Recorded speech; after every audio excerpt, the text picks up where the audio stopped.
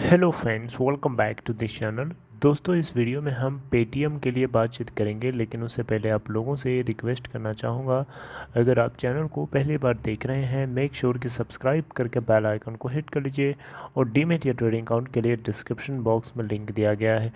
197 Paytm, जो कि Paytm की पेरेंट कंपनी है, जान आपको पता ही होगा। 627 पे लास्ट ट्रेडिंग सेशन में ओपन हुआ, 634.40 का हाई और 613.60 का लो।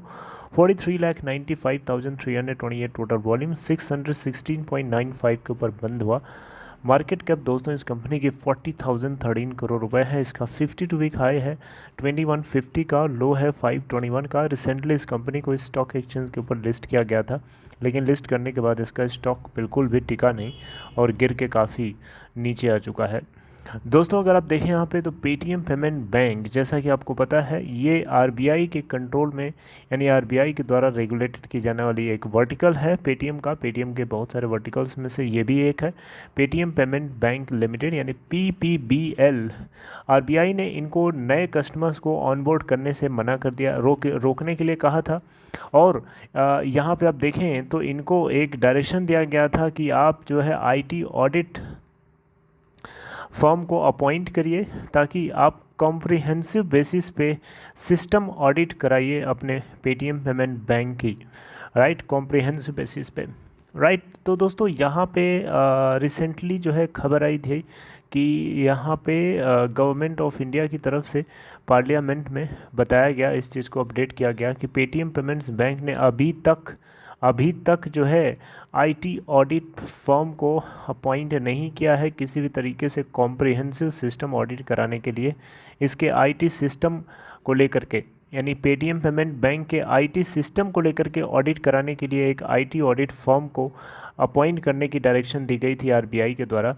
और ऐसा इसीलिए किया गया था क्योंकि आरबीआई को या फिर जो भी रेगुलेटरी बॉडीज़ हैं उन सभी को कहीं ना कहीं इनके नए ऑनबोर्ड होने वाले कस्टमर्स को बचाने के लिए या उनकी सिक्योरिटी से जुड़े हुए कुछ मुद्दों को लेकर के कंसर्न था।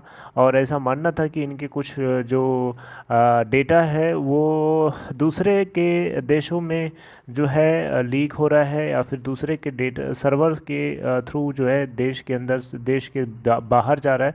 तो इसको लेकर के बहुत ही बड़ा खेल हुआ था, जिसको लेकर के मैंने आपसे चर्चा भी करी थी पिछले जब ये खबर आई थी तो, राइट। तो दोस्तों, आप देखें यहाँ पे तो आरबीआई ने जो है पीपीबीएल को, यानी पेटीएम पेमेंट्स बैंक लिमिटेड को, नए कस्टमर्स को ऑनबोर्ड करने से इमीडिएटली 11 मार्च को ये गाइडलाइन जारी करी थी, जिससे इनको रोकने के लिए कहा गया था। देखिए, आरबीआई ने साफ साफ कहा था कि नए कस्टमर्स को आप ऑनबोर्ड तभी से कर सकते हैं जब आरबीआई की तरफ से आपको सिग्नल दिया जाएगा। उससे पहले बिना स्पेसिफिक परमिशन के आप किसी भी तरीके से नए कस्टमर्स का ऑनबोर्डिंग नहीं कर सकते। आपके जो एग्जिस्टिंग कस्टमर्स हैं वो आपके सारे सर्विसेज का बेनिफिट ले सकते हैं, यानी फंड। दोस्तों, पीपीबीएल यानी पेटीएम पेमेंट्स बैंक लिमिटेड, ये बिल्कुल उसी तरीके से काम करता है जिस तरीके से हमारे बैंक्स काम करते हैं। बिल्कुल वो सारी सुविधाएं, सारी फैसिलिटीज़ इसमें भी मिलेंगी आपको। बस ये सारे बैंक से लगभग ये कनेक्टेड है, इंटरनली कनेक्टेड है, और सारी चीज़ें जो है ये ऑफ़र करता है। तो एग्जिस्टिंग कस्टमर्स जो है हर तरीके के काम अपना करा सकते हैं पेटीएम पेमेंट बैंक लिमिटेड से किसी भी बिना दिक्कत के। लेकिन जो नए कस्टमर्स हैं उनके लिए थोड़ा सा अभी दिक्कत है, क्योंकि वो अभी भी यहाँ पे ऑन बोर्डिंग नहीं कर सकते, राइट। तो दोस्तों, यहाँ पे अब देखना होगा कि क्या आगे खबर आती है। देखिए, Paytm payments bank, Paytm wallet, Paytm FASTag, ये पेटीएम बैंक अकाउंट, इस तरह तरीके की सुविधाएं हैं जो इस तरीके के सर्विसेज ये ऑफ़र करते हैं इस वर्टिकल के द्वारा अपने कस्टमर्स को, राइट।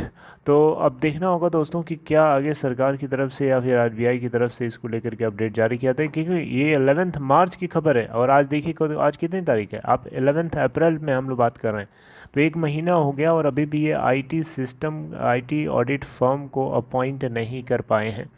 ऐसा क्यों नहीं अपॉइंट कर पाए? कोई ना कोई तो कारण होगा ना। और कारण क्या है, ये बात जो है इन्वेस्टर्स को पता होना चाहिए। और ये इन्वेस्टर्स को बात जब पता नहीं होगी तो फिर इन्वेस्टर्स एक तरीके से डिलेमा में जीने लगते हैं।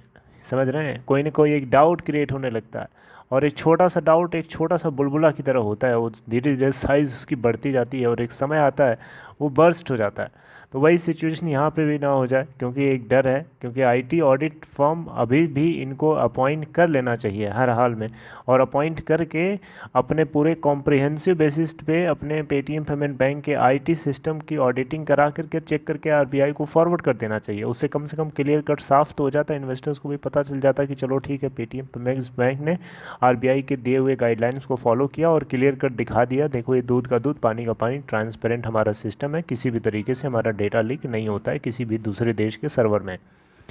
जब तक आप ये चीज़ नहीं करेंगे टाइम मैनर में, टाइम बाउंड मैनर में, तो डेफिनेटली एक डाउट क्रिएट होता है कि नहीं होता है। आपका क्या ख्याल है दोस्तों, कमेंट बॉक्स में ज़रूर बताइएगा, और आप इसको किस तरीके से देखते हैं। चलिए अपना ख्याल रखिए दोस्तों, मिलेंगे हम नेक्स्ट टाइम, टेक केयर।